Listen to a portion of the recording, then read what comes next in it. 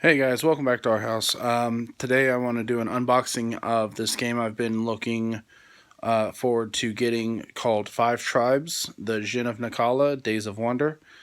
Um, this game is owned and released, all rights reserved, to Bruno Cathala, the creator of the game, as well as, well, shucks, where'd it go?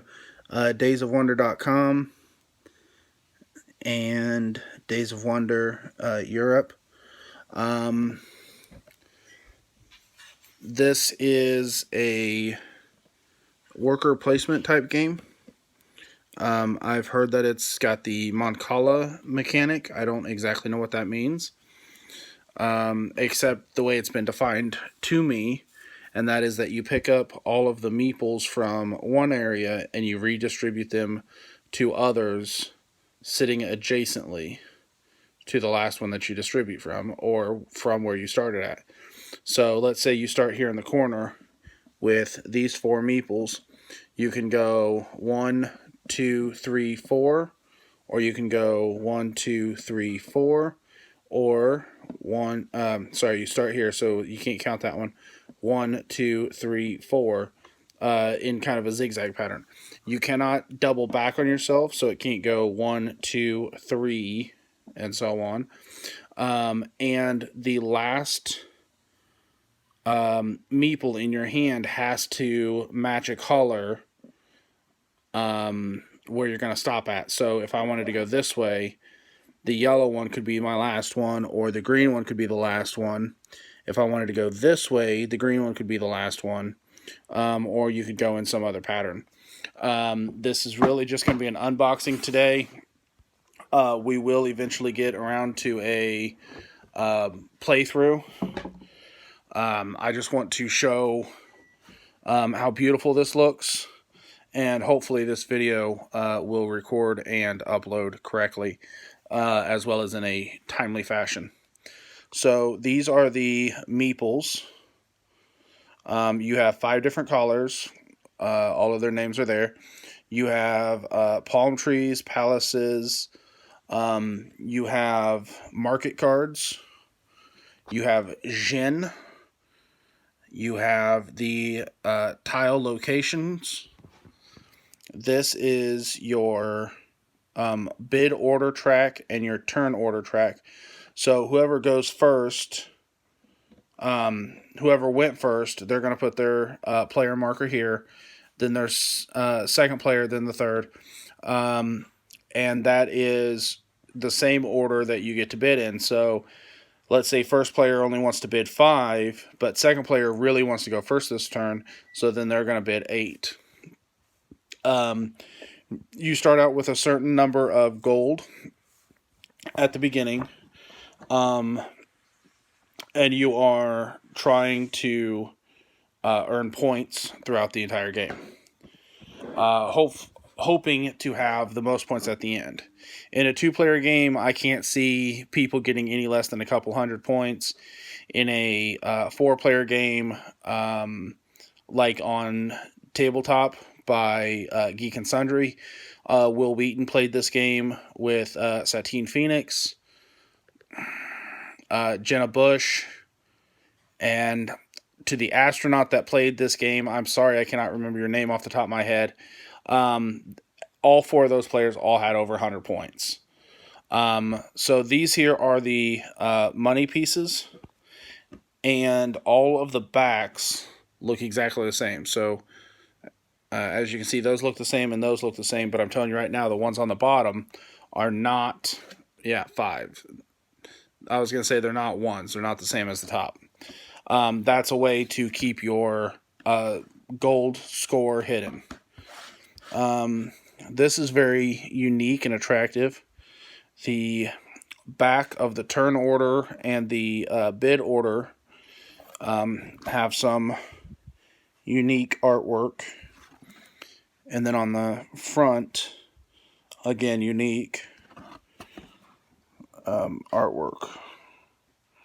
But it's very, this is a very aesthetic beautiful game. These are 3 of the tiles. In the base game, all tiles are capturable. All tiles are playable. There are 3 expansions that I know of. The Thieves of Naqala, the Artisans of Naqala, and the Whims of the Sultan. All of these expansions include additional meeples, additional tiles, genie. The thieves, I believe it only includes 1 genie and 6 thieves, but it's new mechanics, it's new playabilities. These are turn reminder cards. On your bid for turn order, player actions, what you can do,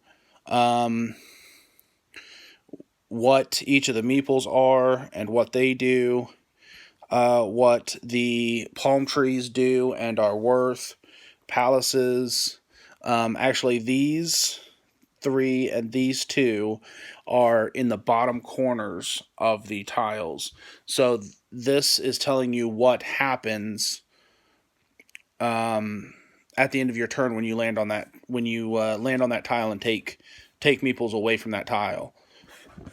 But there's 5 of those, which is interesting because I was told that this was only a 4-player game, but maybe it's designed this way now because the Whims of the Sultan, I believe, includes enough pieces for a 5th player, so maybe they're including a 5th one now. Or maybe they always knew it was going to happen and that was bound to happen. Anyway, these are more of the tiles. I apologize for the framework here, guys. As you can see, they're all worth different points. Whoop. And they pop right out. That was easy. I didn't have to tear it or nothing. Some of these have blue backs as far as the points, and some of them don't. And that will come into play later with the builders. I don't think it comes into play with any other meeple types. And then I wanted to see...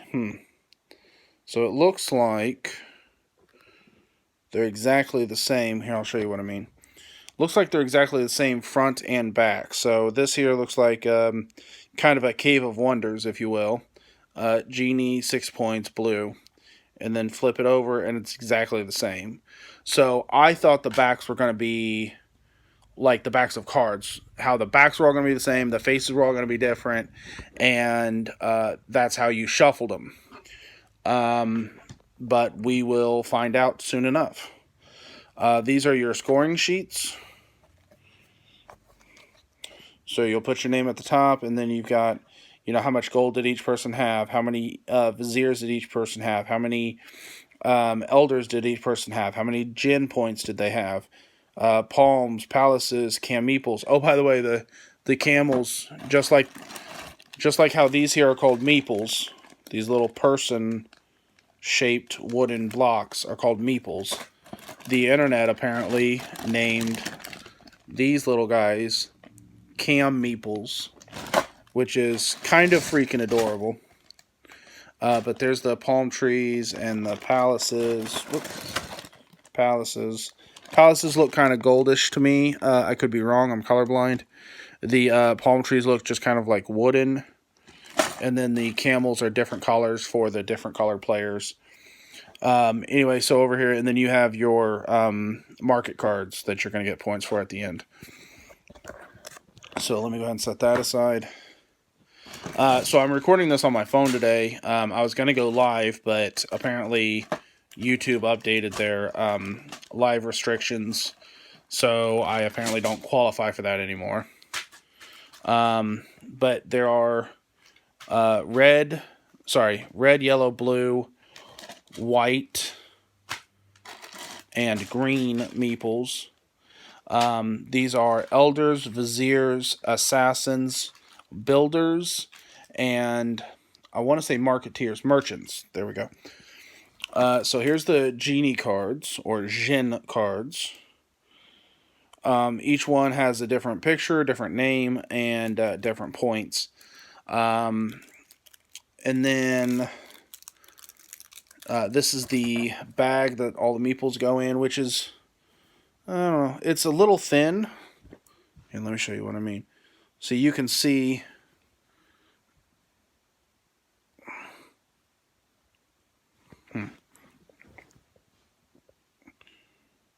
okay, there you go. So all that stuff that's back there, you can see it through the bag. So the bag is a little thin. I may decide to use a different bag, or make a different bag, but it seems good enough. These are the player markers. It comes with 1 black, 1 orange. That's for 3-player, 4-player. 2 blue and 2 pink, and the reason that is in case if it's a 2-player game, then both people get 2 chances to bid for their turn. Where did it go? Should be the first one. So what you would do is you would have your 2 blue and your 2 pink in a 2-player game, and then both people would get 2 chances to bid. You could rock, paper, scissors, you could roll dice, you could cut the deck, whatever, so as to figure out who's going to get to go first. Now, in the rules, it might say something different, but I'm just giving you options. And then this is the deck for the merchant cards. Now, what I'm going to do here is try to set that there, and go ahead and open this up for you. The lighting in this video may not be very good either. I'm sorry if that bothers anyone. Anyway, so down here in the bottom, there are little dots explaining the rarity. So you have jewels, you have gold, you have bones, you have paper. So as you can see, there's only 2 of the jewels, 2 of the gold, 2 of the bones. And then here the paper looks like there's going to be 4 paper. Yep, because there's 4 dots. There's 4 spices. 3, 4. So the dots are the rarity. The fewer the dots, the more rare it is. You have silk, just for anyone that's still interested. Fishes, which has 6. Pots or home decor, whatever you might want to call that. Here you have wheat, which also has 6. You have the, I forget what that card is called, because, okay, so the reason I wanted to open this up was because of a card that should have been in here that's not, and they actually used this card here to replace it. And see down here at the bottom it says 18 instead of having dots. There used to be a slave card in this deck, which, you know, obviously I find slavery offensive and rude and disrespectful to all parties. If I could end world slavery, I would, but that's not the point of this video right now. Apparently for the time, they thought the slave card was thematically correct. It really just played as a wild card. For example, when you take builders off of a tile, you count. Let's say there were like a bunch of meeples here, and one of them was blue, and then I dropped another blue, and I pick up those 2. Then what I would do is you count the number of meeples you have. So in this example, you have 2. Like this one right here. I could use this one here to go. How about this one? Nope. Sorry, guys.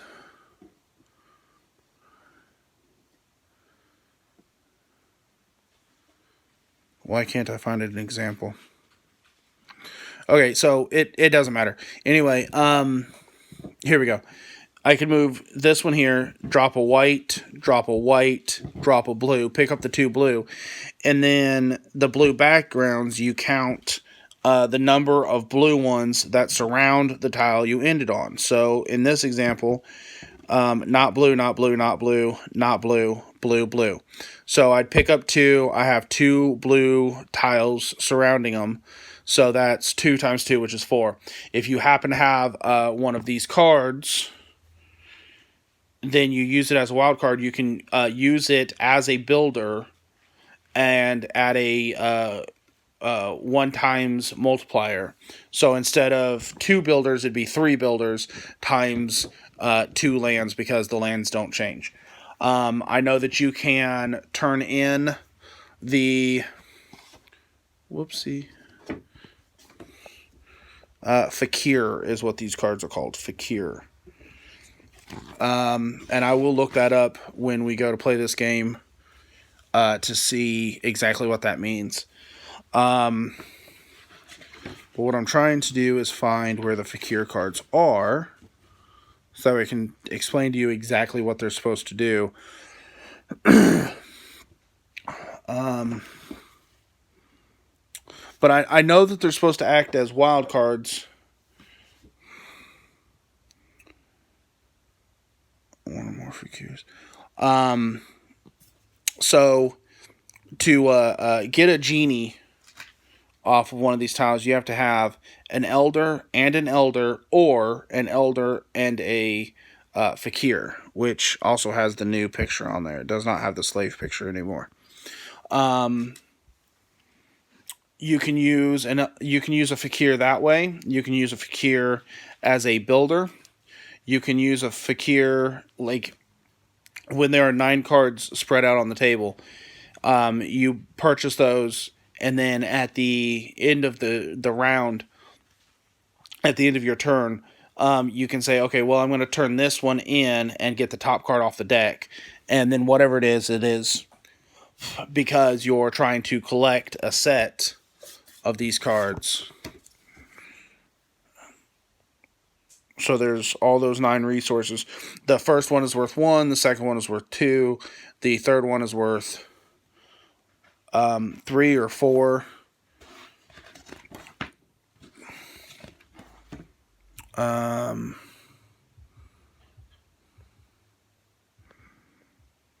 Yeah, here we go. So the first one is worth 1. The second one was worth 3. The third one is worth 7. The fourth one is... So if you should happen to have 9, then that's worth 60 points. And that is a huge deal in a game when you might make 100 points. Or 150. I'm sorry, guys. I have the hiccups. So anyway, like I said, you can use them as the merchants. You can use them as the builders. You can use one as an elder. And also, I'm pretty sure that you can use them as an assassin. And what that means is when you pick up the assassins, you're picking up a minimum of 2, of course.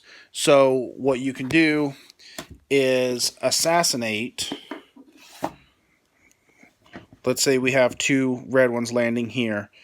Or 1 more landing here. So then you pick up the 2 red ones, and you can kill 1 meeple up to 2 spaces away. So you can only ever kill 1 meeple, but it's how many spaces that you can travel based on how many meeples you picked up. So 2 meeples is 2 spaces, 3 meeples is 3 spaces, so on and so forth. So, and you have to kill adjacently as well. So you can kill 1, 2 over... or starting here, 1, 2 over, or 1, 2. So you can turn the corner, you just can't count diagonally. And when you're placing the meeples, you cannot count diagonally. So I've gone quite a bit into a lot of the rules. I've gone quite a bit into the what all comes in the game. I think a lot of this is very beautifully illustrated. There is a video online that you can watch that tells you who you can get card protectors for both of these. The Genie, which is very large, probably 2.5 inches or so by 2.5. In fact, I want to say it's 80 millimeters by 80 millimeters, and these here are 40 millimeter. I don't know how tall or how short or whatever, but I know that there's a place online that you can go to get those card sleeves or card protectors. And really quickly, just wanted to show you some more of the beautiful artwork on the Djinn. And some of them, you know, if you... Oops, sorry, guys. Okay, refocus. No, it's not going to. Some of the Djinn look really incredible. That one looks more like Medusa. Alamin, yeah. So this one here is a great example of something that you can use the fakirs for. If you have 2 of them, you can count them as any one resource at the end of the game. This doubles the amount of what elders are worth. Jafar, that's interesting. Nakir, he's the assassin genie. He lets you collect extra money for assassins and double that when others assassinate someone. Monkir, same idea as Nakir. 1 gold when you assassinate, 2 when someone else does, 1 when you place a palace, 2 when someone else does. Boaz is protection for your elders and viziers. Baal, genie gold. Merid, looks like a water genie. This, I believe, you get money when someone places a meeple on an empty tile. Is that what that is? Oh, by the way, these game turn memory sheets, on the back side, it talks about what all the genie do. So that way you can look at it without telling anyone what exactly you're looking at. Merid, here we go. Right here. Each time a meeple is dropped on one of your tiles during a move, collect 1 gold coin if you did the move, 2 gold coins if you did not. So, or 2 if one of your opponents did. So, yeah, that's what I was saying. 1 if you do it, 2 if they do. And the reason the cam meeple is down there is because you have cam meeples of your own color. When you completely clear a tile, at the beginning of the turn, you pick up all these meeples. That's not clearing a tile. But let's say I was going to use the assassins here and assassinate this one, then bam, I can put down a cam meeple of my own. If someone already has claimed that tile, then you can't claim it. But I believe there might be a genie that lets you do something like that.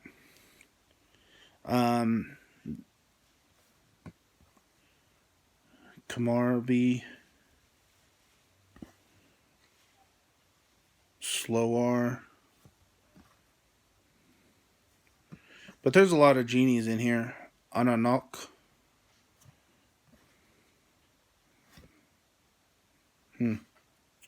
Oh, I know what this one is. This, you can spend an elder or a fakir, and you can reach into the bag of the meeples that have already been taken off the board, or sacrificed or traded or whatever, and you can get 3 of them and place them on an empty tile. Ibis, looks like you can assassin. Inki, lets you place palm trees. Lamia, she lets you, if you would place a palm tree, then you can place it anywhere, which would then, like, let's see here.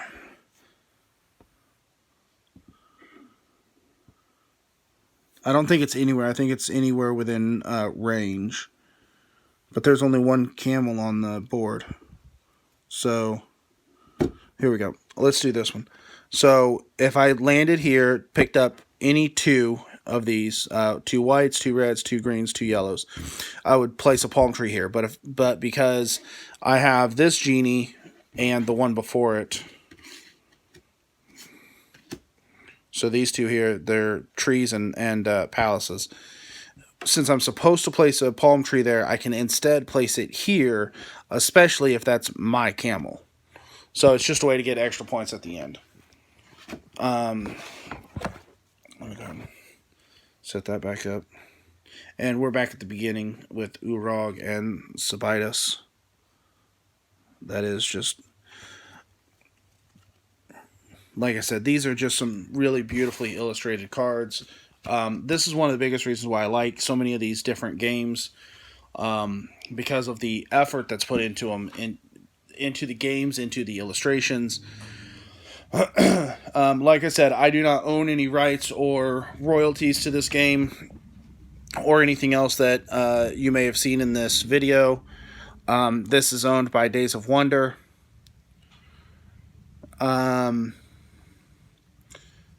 It says that it's recommended 2 to 4 players, ages 13 and up, 40 to 80 minutes. I know you can play it a little bit faster. You can also really take your time. This is all the contents. And just a heads up, warning, not suitable for children under 36 months because of the small pieces, in case if anyone didn't know that. Anyway, this has been 5 Tribes unboxing with House Games Rules. House Rules Games. Wow, it has been a long time, guys. Also, if anyone's interested, right here in the last second here, let me give a little plug. If anyone's interested, I will gladly do a DC deck building unboxing if anyone is interested. I have 4 games in that one box, as well as 1 expansion, but I've already opened them all. So if anyone wants to see that, just hit that like button or leave a comment below, and we'll see when we can get that up. Thanks a lot, guys. God bless.